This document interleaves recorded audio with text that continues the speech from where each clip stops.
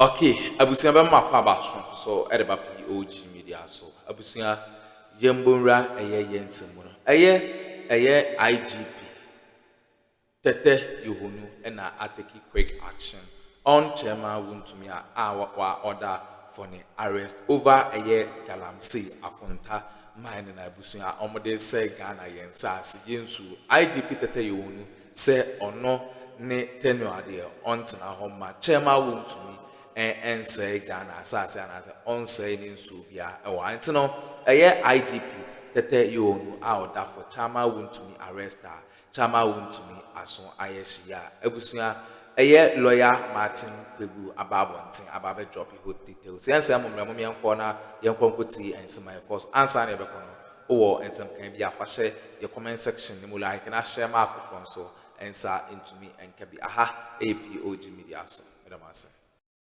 You know, let me a typical example is saying, how is the Enyinem police people still at post when very close to the police station galamsey happens on the river behind them, when a few meters close to their office chamfans are manufactured close to those places. There are police people who chamfans were found in their houses. Ask yourself, the Minerals and Mining Act or any of the act, did they say that when you're a policeman and you confiscate a chamfan, you take it to your house? No. I can tell you for a fact that the former Eastern Regional Police Commander, when he has operations in some of those places, he does not go with the local police because the local police were compromised. So it is one of the major things that needs to be done is to cure this thing of the complicity or incompetence of police people who are in these theaters of these, genocide and ecocide that is happening. They should be transferred and put into places, where they will not see any mining activity happening. And if they are found to be culpable, they should be investigated and punished according to law. I see. M.Kpebu, do you support this call for the transfer of these commanders, police commanders in these areas where illegal mining is taking place? Because some will say it's just transfer really may not be a solution to this. Because you are just transferring one person from one place to the other. If the problem is systemic, you would only just transfer another police into a systemic corruption. Maybe to put it this way, if you want to cure somebody's alcoholic, no. Do you change the drinking spot? What did you say? He said if you want to cure someone's alcoholism, you don't change the drinking spot. The drinking spot. But this is just one of several strategies. I'm just trying to understand. If that's it will help. It will help. It will help. But it's a very good strategy. What it does, especially you see the name one, is one that I've monitored on a number of stations. People, journalists keep complaining that about 300 meters away in plain sight from the police station, there is galamsey ongoing, right? And yet the commander is still there. No, I support the call that he should go. And the other, there should be a reshuffle. You see, when you reshuffle them, one, there is a chance you will get somebody, a new commander who has zero tolerance for galamsey, okay? And then two, even if you don't get such a commander, when you send a new person, the way crime is usually committed, when the new one comes, even if he's minded to aid in the galamsey activities, he will need some time to adjust, to watch his mirrors, to see how to operate. So in that context, because you need that time, at least it will bring some, lull. It will bring some ceasefire within that period. But let's change. And I'm sure the police service is full of men of integrity. Of course, the bad nuts are also there. It's just like every society. Even where you choose them carefully in very noble professions, you still get them. I mean, every profession in this world, you will still find them, right? So I don't think that the transfer of the police commanders is not useful. In actual fact, it will be very beneficial. At least it scatters not just them, and also the men under them who have gotten accustomed to the galamseyers. So it should be wholesale transfer. If you transfer the commander alone and leave the very men, often the commander doesn't go to aid. It's the boys they send. The boys will go then aid them, then do sales, then they come and account to the commander. So if you just send only the commanders away and leave the men who go to aid, then you haven't done much, because when the new commander comes, all he has to do is just sit in the office and these same boys will go and come. You know, often those monies, one man no chop from their operations. Yeah, one man no chop. There is no way you constable or corporal or what, you go to a Galamsey side, go and take money and then come and wax lyrically. No. One man no chop. There's a way. Even when we're younger, you know, they used to have a way. Hey, I haven't greeted IGP Yohonu. Yeah, the new sheriff in town. IG, good morning. But this joke is not with, respect of yours. We hope that your leadership will be out of this world. We are hoping that everything your predecessor couldn't do, you will do. And especially our Chairman Wontumi matter, the Akonta mining one. You know, Engineer Kenashigbe, who is on the show with us, myself, Kwame Saponsedu, and Adam Senanu, we presented a petition to the CID against Akonta mining and Chairman Wontumi, the Ashanti Regional Chairman of the MPP. It's over 2 years now, and the case hasn't gone to court. So IG will be coming to your this office to remind you weren't in charge, but now you are in charge. That case has to go. Then we'll go to Attorney General too.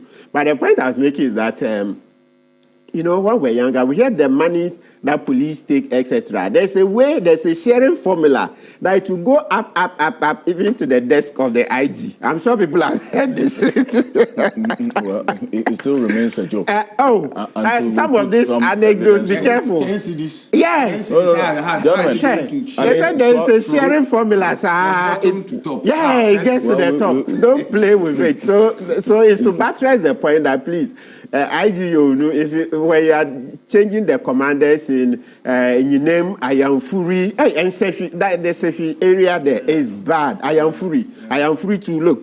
It's crazy. Some of my lawyers are telling me that, look, you'll find the NDC Galamseyers on one side of the town, the road, and then the MPP people at the other end. Galamsey, plain sight, Ayamfuri. It's another spot, or another town, etc. So please, let's give IG Yohonu all the support he deserves. And so it should start with the transfers. The transfers are very, very important. And then the cases that are pending, especially, can you imagine if this Chairman Wontumi matter goes to court? You know the chilling effect it will have. Then it will send a message to the small fishes that, look, even a regional chairman of the MPP is in court. I know James said it. You know, that was the context in which he once said that when he comes, he will free the Galamseyers who have been caught. And then the political spinners took it, the spin doctors took it out of context. Because let's make this last point. He was saying that catch the big fishes, deal with the big fishes, and then the small fishes will fall in place. In fact, that was actually going to be my message. Because if we're dealing with, I'll come to you, in a bit. We're dealing with, for instance, using the chassis number as a way of tracing the financiers. How far-reaching would that be? Especially when so-called big men and influential people who are financing this illegality will certainly not put their names on traceable documents. I mean, there's a beneficial ownership concept where these people would have other people's names as the owners of the excavators. So how are you going to identify these people? Just good. So what happens is that, one, as you mentioned, beneficial ownership. So the Registrar General, right, brought that new way of registering companies. That yes, the company may be in the name of Darrell, but if I'm the owner, Darrell in registering has an obligation to disclose the true owner, right? Yes. So even if the company is in the name of Mr. X, in the same form, he has to disclose the true owner. But the truth to be told is that our systems are so weak. So it appears, yes, beneficial owner on paper, but in practice, it's more complex. People are dodging, right? But what the engineer should be saying, we actually passed a law that will track these excavators. So whoever it is, whoever's name has been put there, it's a lot of money. So if, let's say, you are the big man, you've bought each excavator, let's say the $200,000 we are using for the purpose of this program. You've bought it and you put it, let's say, in the name of is it 9 pence? That's 9 pence, right? Yes. So if you put it in the name of your cameraman, 9 pence, and 9 pence has, but that's Evans. Is that 9 pence or Evans? That's Evans, actually. Evans, so cameraman Evans. So if Evans has 10 excavators in his name, so that's $2 million, right? If we catch all the 10 excavators and you won't come out, sure. So it's Evans who will continue dealing with. So all engineer Kenashibe is saying is that, so Evans has his name on the 10 excavators, but Evans is in Accra. And somebody else comes to rent and take, let's say, the excavators to Ayamfuri. So the excavators are caught in Ayamfuri. What we're saying is that, yes, so it will be traced to Evans. If the real owner is still hiding behind Evans, I know there's a way you can investigate and get to the real owner. But even assuming we are not getting to the real owner, at least the fact that we've traced to Evans, it means that we will take Evans on. By the law, we'll take Evans on. So that's not bad. You see, so it's not as if there is no law at all. The law we pass, the LI, to track that when they come in, they will put in the tracker. Yeah, so implement it. So everywhere the excavator is, we will see. Because the tracker having been put on the excavators, and then they can be monitored from Accra. Anywhere we see wherever the excavator is going, we'll see. And so we can even immobilize it. So there's a lot of technology. What we are lacking, but at least so far the government says, the minister says they've taken back 7 forests, is the political will. That is where the main problem is. It's not that we lack solutions. We have a lot of solutions. It's just the political will. And so what we need to do is to do what we are doing now, keep pushing the politicians. You see, the minister has been going to the forest. He says they've taken over 7. Except that the 7 he says they've taken, maybe Mr. Amabua, what you should be doing is that I think they should add journalists. Journalists should be embedded in the teams so that independent journalists will come and report. Because when Mr. Akufo said that they've recovered 7 of the forests, Erasmus, Asaredonko, who has done a lot of work in this area, he said he would have been happy if the minister had mentioned which forest, because you know he's independently also doing work there. Then he can corroborate or otherwise. Because then in the program he also put to mention that there were some of the forests that as recent as about a week or 2 ago, there were activities there. So when Mr. Amabua, the minister, said they had recovered 7 of the forests, so and based on what Erastus Asaredonko is saying, then we're left wondering, is Mr. Amabua saying that all the 7 were recovered, let's say, in the last 6 days? We didn't get those details. So what we are saying is that it will help in your work, Mr. Amabua, that you embed journalists in the teams, so that the journalists will also capture, of course, independent journalists. You remember in this Galamsey fight, there are some journalists who have aided it. You remember the Mante, this was captured in the yes, so it tells you that when you see evil going on such a mass scale, you find so many different professionals aiding it. This is organized crime. So don't be sad. Of course, just as you find journalists, you find lawyers, you find doctors, you find, I mean, it's, for this problem to be on such a mass scale, I tell you, you find different professionals and technocrats helping in this, right? So it's good that all the point I'm making is that, so I was talking about independent journalists, journalists who have a track record of being independent and having integrity.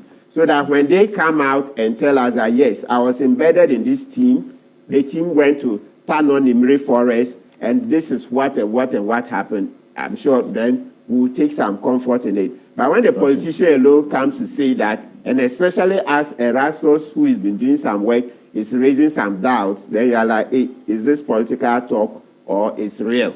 You say, because, I mean, in fact, the Galamsey problem is bigger than Akufo. The minister, the Galamsey problem is bigger than him. So it takes the whole of our society. So if you are setting up a team and sending only soldiers and police, then it tells you that, no, your team is not complete.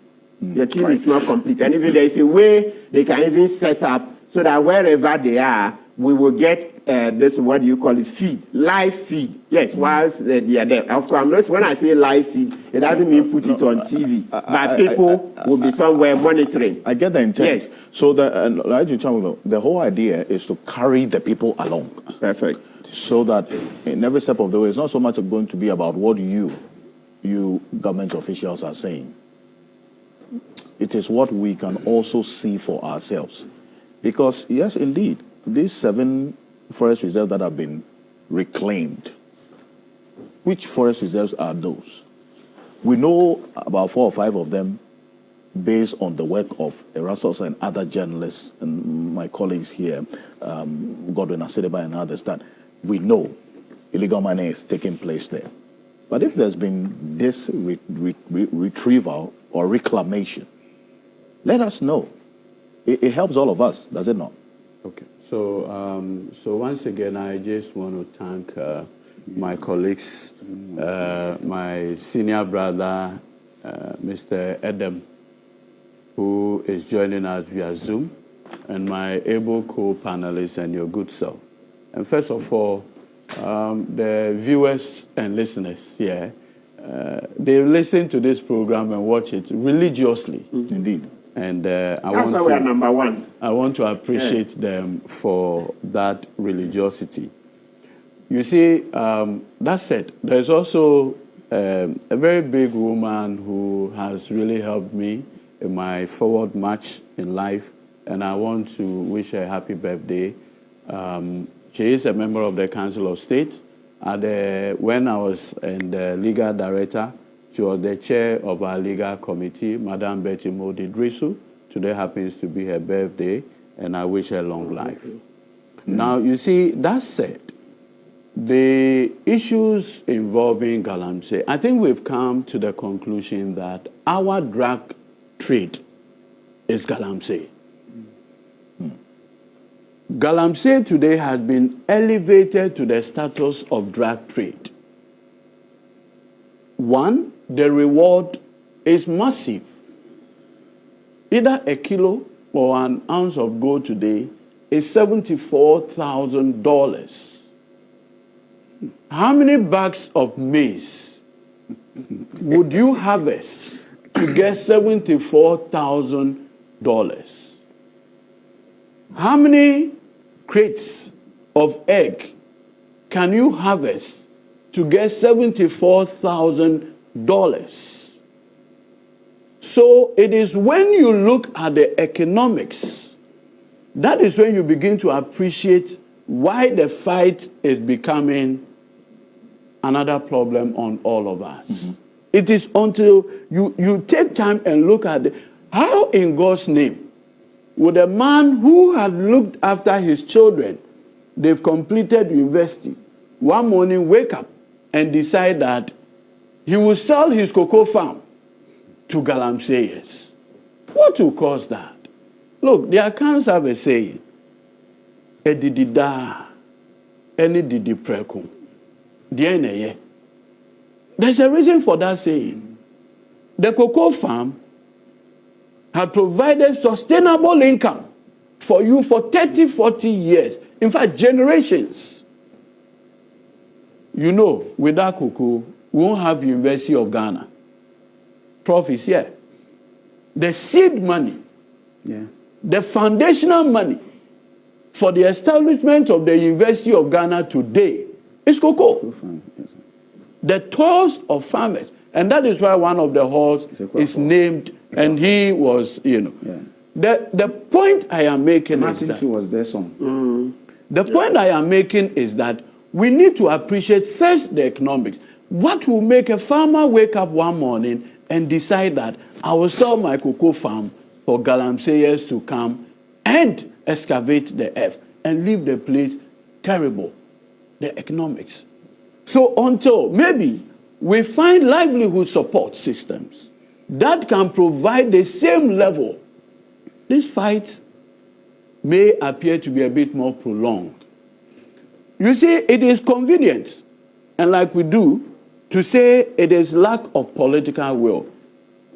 President Mahama, having assumed the leadership of this country, And with the benefit of hindsight, I recall vividly, President Mills has negotiated the 3 billion Chinese facility to build a lot of projects and others, including Etuabo and many. Now, President Mahama takes over and started fighting the Galamseyers with Honorable Inusa Fuseni, which resulted in the deportation of over 1,000 Chinese nationals. The Chinese had the courage to say that this mass deportation and among others, it resulted in the delay in the disbursement of the Chinese facility, the 3 billion. Yeah. Apparently, gold was going back to China more than cocoa. Remember that it is cocoa that we use as part of the seed money for the Bui Dam. And so we needed to escrow the cocoa receivables to be able to pay the Bui Dam, the money we use for Bui Dam. But when they compare how much gold was coming to China compared to how much cocoa was given to them, gold was doing far better. But President Mahama took that political risk, the political decision to deport Chinese nationals. It never went well until he left power in 2016 with bulk of the CDB loan outstanding. Because the Chinese said, okay, you continue with your fight. We'll also see what we'll do with our money. First of all, you cannot go to China, like me, to do illegal. Okay, abusunya wene ensema eposo ewo political highway so eye IGP tete Yohonu enechese yete se lawyer M.Kpebu echese enimani mia no eye se chairman Wontumi no omo proceed ni case na enye easy kura beda masesa mo jepe ne kokoti sa odu no edemaya aha POG Media so